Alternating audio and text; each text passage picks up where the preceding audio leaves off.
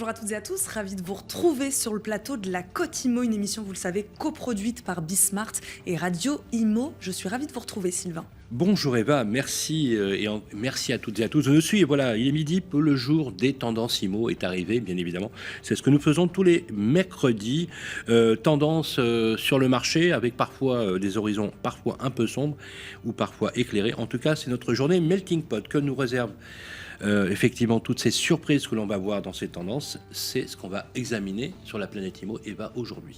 Et en effet, Sylvain, nous aborderons un sujet discret pourtant essentiel, à savoir l'impact sur la ville de la nécessité d'un immobilier logistique. Ça, ce sera en première partie. Puis nous parlerons des acheteurs. Reprennent-ils une place de choix dans le rapport de force avec les vendeurs? Pour aborder ces deux sujets, nous accueillerons Diana Dizien, directrice déléguée d'Afilog, ainsi que Michael Abitbol, fondateur du groupe Maurice Immobilier. Ça, ce sera dans quelques minutes. La Côte Imo, c'est parti.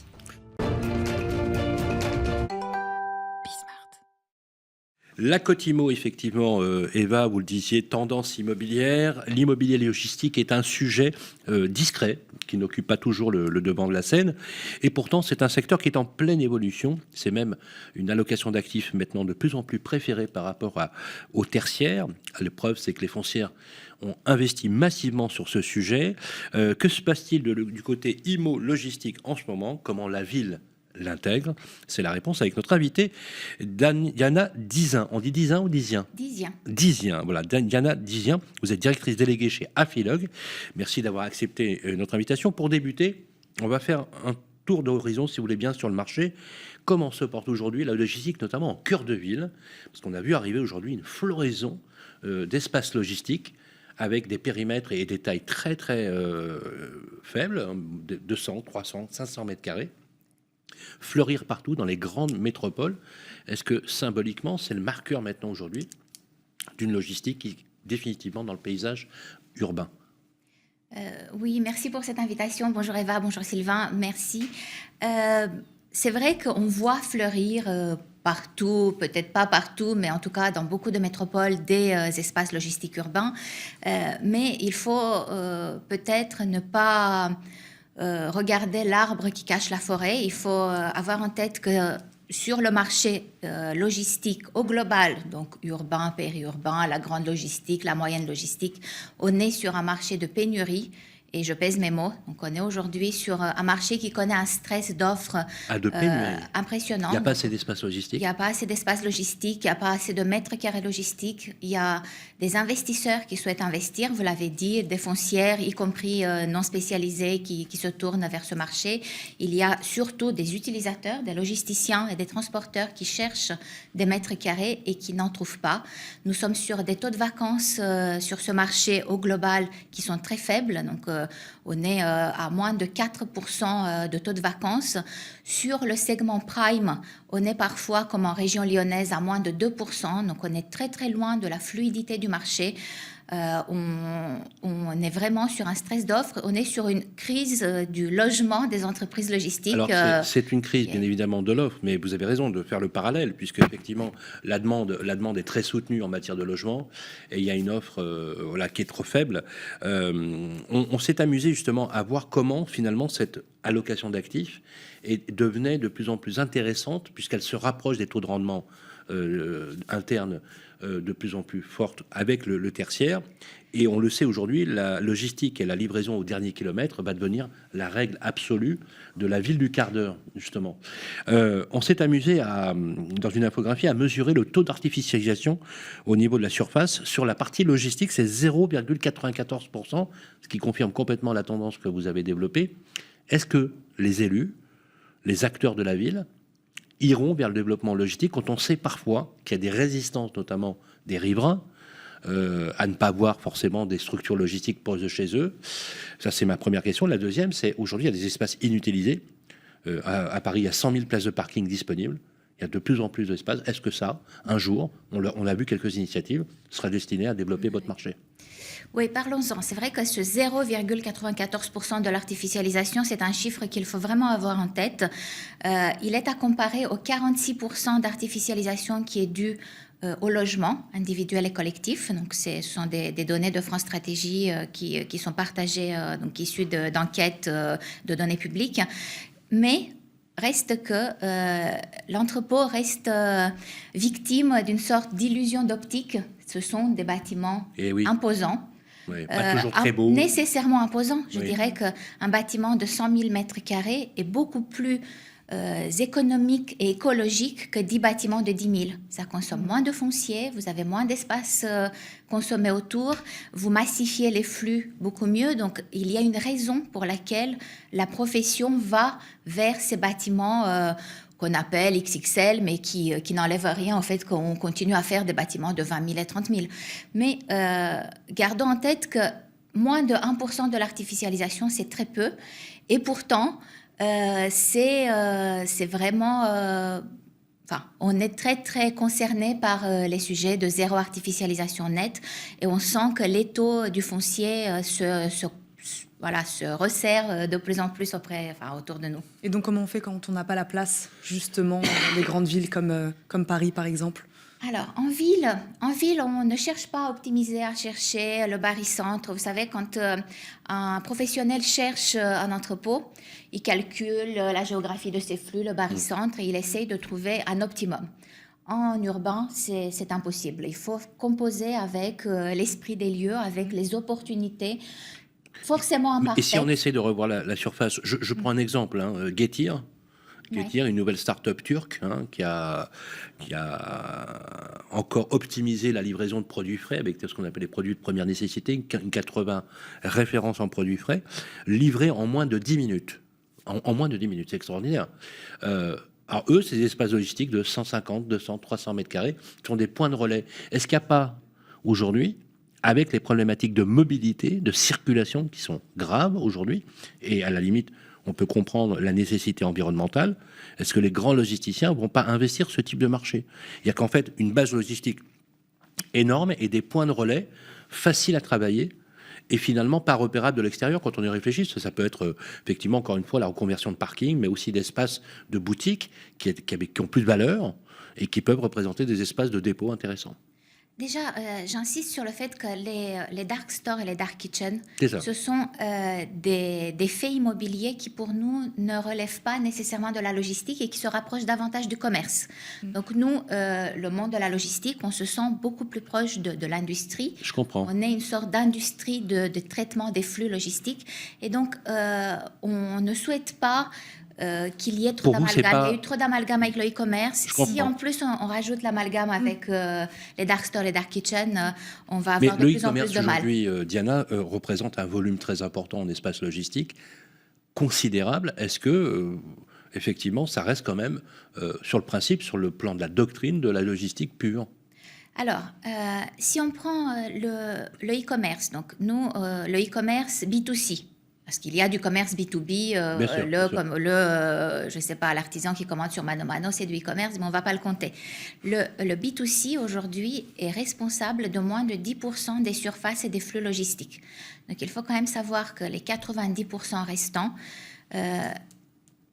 flux comme surface, sont liés à des échanges de matières, de marchandises entre établissements économiques. Donc aujourd'hui, on a tendance, comme pour l'artificialisation, à grossir la focale et à se dire c'est le e-commerce qui est responsable de tout. Très juste. Alors que si on regarde chiffres, on se rend compte que c'est le commerce traditionnel qui tire la demande logistique. Maintenant, la réindustrialisation, on a une énorme demande liée à la localisation et la relocalisation d'activités productives.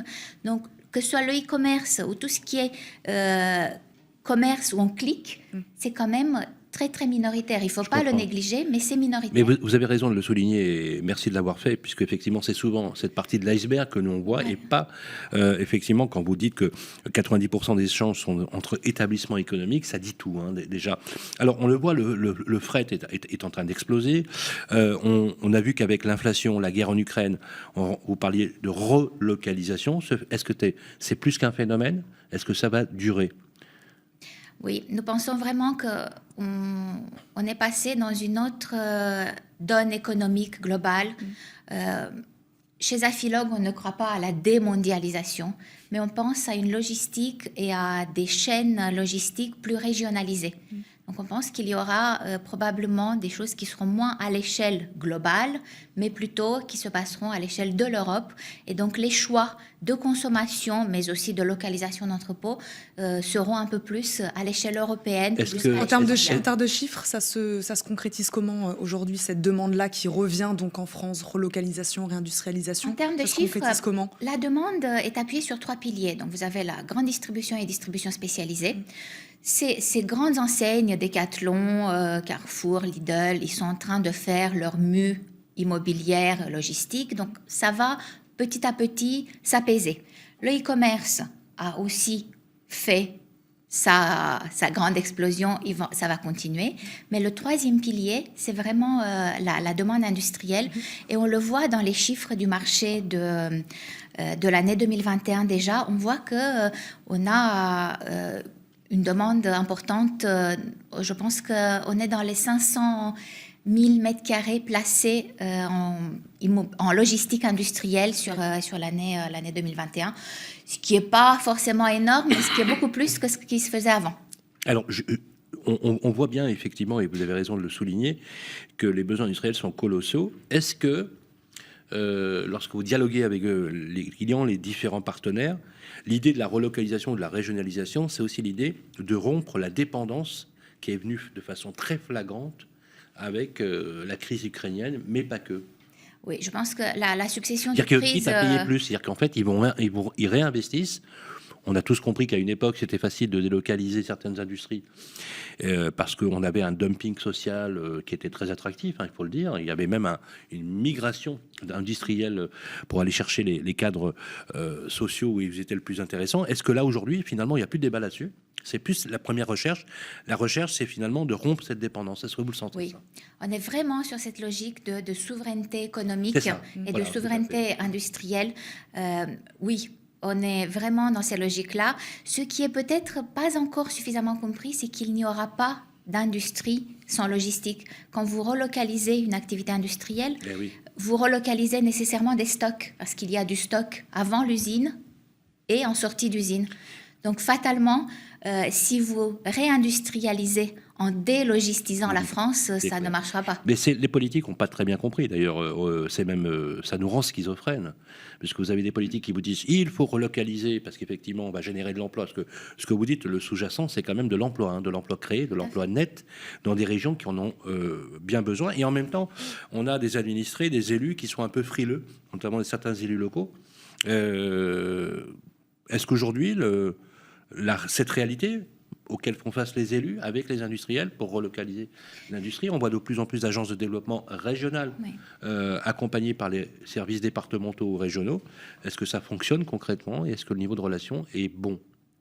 Le niveau de relation est bon, le dialogue commence à se mettre en place sous l'impulsion de l'État. Donc le gouvernement a donné un gros coup d'accélérateur à ce lien entre la logistique et l'industrie en signant avec les membres d'Afilog une charte d'engagement réciproque l'année dernière.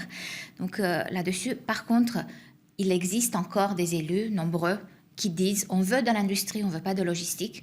Or, la logistique a quand même quelques atouts. Donc, on le dit depuis des années, la logistique crée des emplois. On est sur des ratios d'emplois entre 70 et 80 emplois à l'hectare bâti.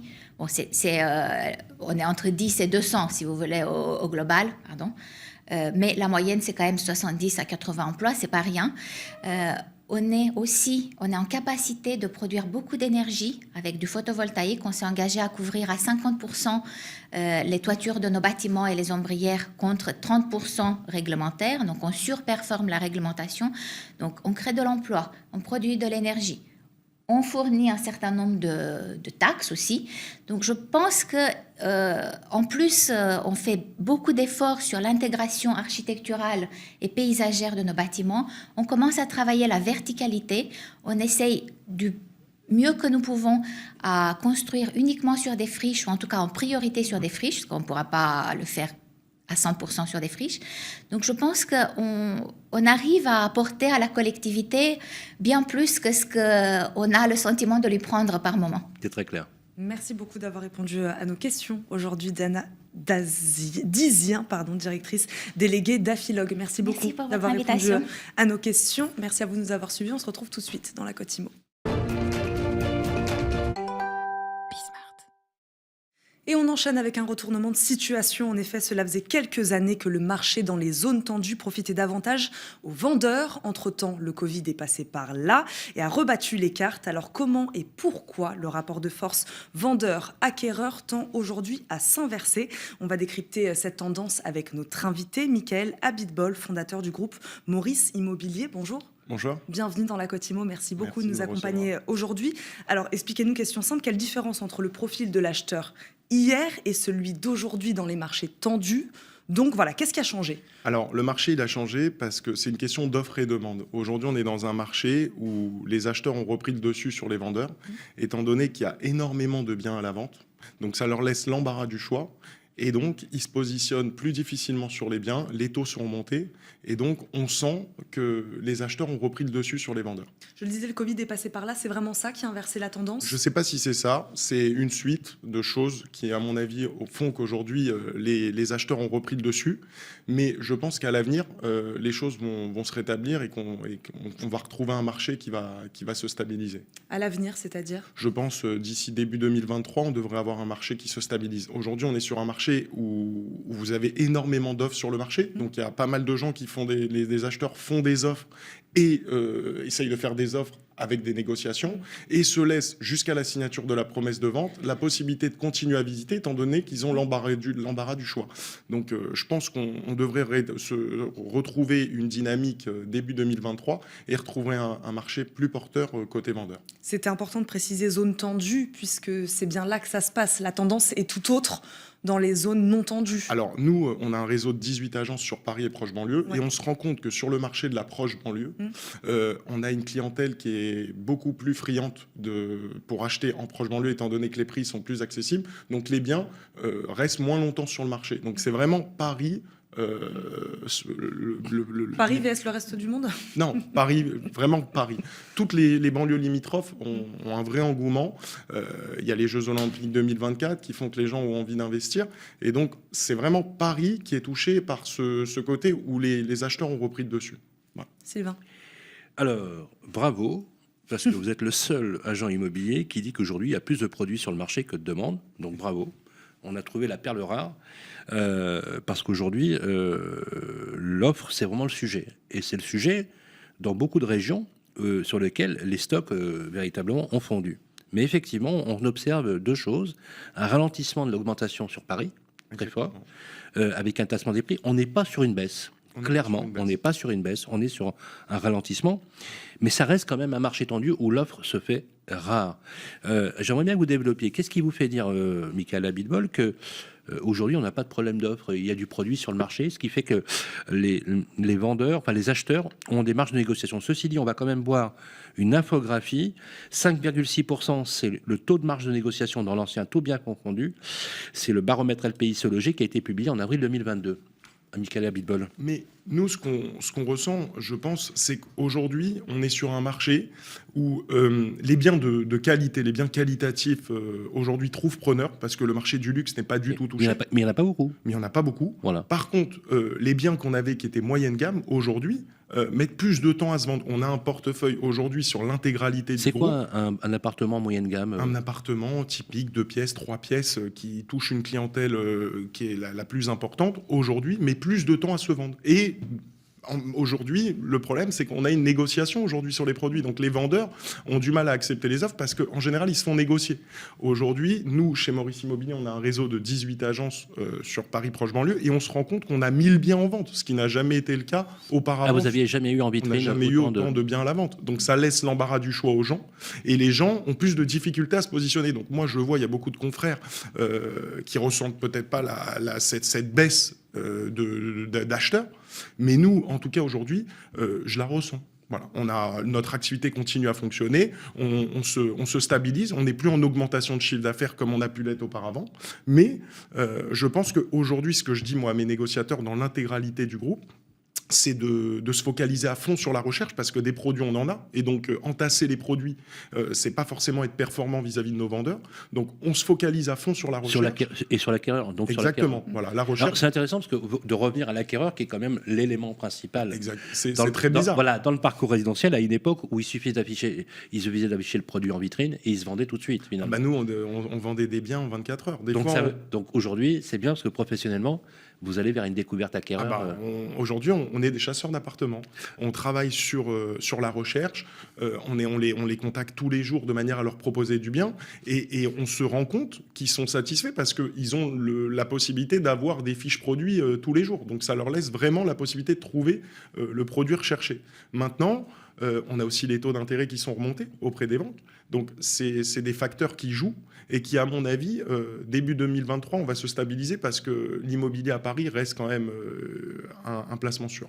Vous parliez de négociations justement tout à l'heure. Comment ça se concrétise justement sur les négociations, cet inversement de tendance? Alors, quand vous avez des très jolis produits avec des espaces extérieurs, ça trouve preneur tout de suite. Quand vous avez des étages élevés, vues dégagées, c'est des produits en général qui sont très difficiles à trouver. Donc, on trouve des acheteurs. Tout ce qui est atypique et rare trouve preneur rapidement. Mais les produits moyenne gamme traditionnels mettent plus de temps à se vendre. Et en général, comme les gens ont l'embarras du choix, ce qu'ils font, c'est qu'ils négocient.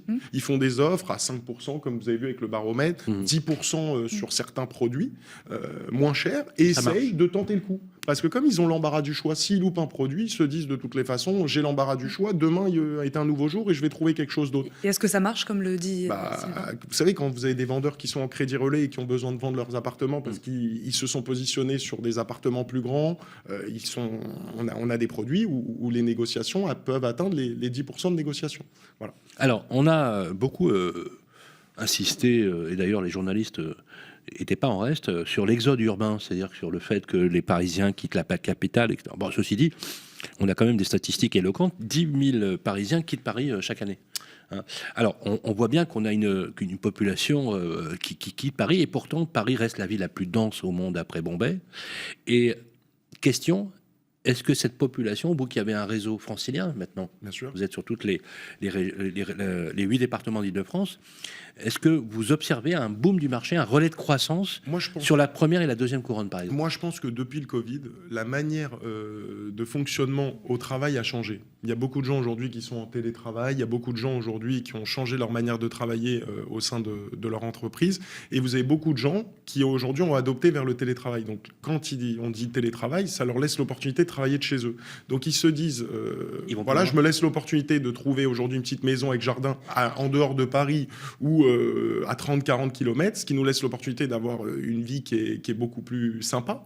Et je pense que c'est ça qui a fait que tous les Parisiens, de la façon dont on a changé la manière de travailler, ça leur laisse l'opportunité aujourd'hui de vouloir partir de Paris pour pouvoir avoir quelque chose de plus grand avec un extérieur et avoir une vie plus cool, quoi. Voilà, tout simplement. Vous l'avez ressenti, cette tendance-là, ou pas? Parce que selon les chiffres, voilà, on dit qu'ils sont partis, puis pas tant que ça, finalement, les Parisiens. Alors nous, on l'a ressenti. Parce qu'on a des gens qui vendent et qui nous disent tout simplement, aujourd'hui, on veut aller à 40 km de Paris, on veut aller en banlieue, on veut s'éloigner de Paris parce qu'on ne peut pas se permettre d'avoir plus grand ou un espace extérieur à Paris. Donc, on se focalise sur la banlieue.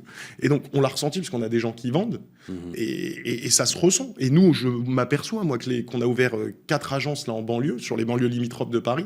Mais c'est un carton, c'est impressionnant le volume de transactions qu'on peut réaliser juste en dehors de Paris sur des communes qui sont limitrophes. Vous avez quelques exemples justement? On a ouvert une agence il y a 2 mois à Saint-Ouen, on est déjà à plus de 40 transactions, ce qui est aujourd'hui difficile à réaliser sur une agence à Paris. Bravo. Là on ouvre aujourd'hui, on ouvre l'agence de Clichy, on a une agence à Nogent qui va ouvrir début septembre. Donc on se rend compte que le marché extérieur à Paris qui est limitrophe, et en plein essor. On a une agence à Montreuil, c'est très...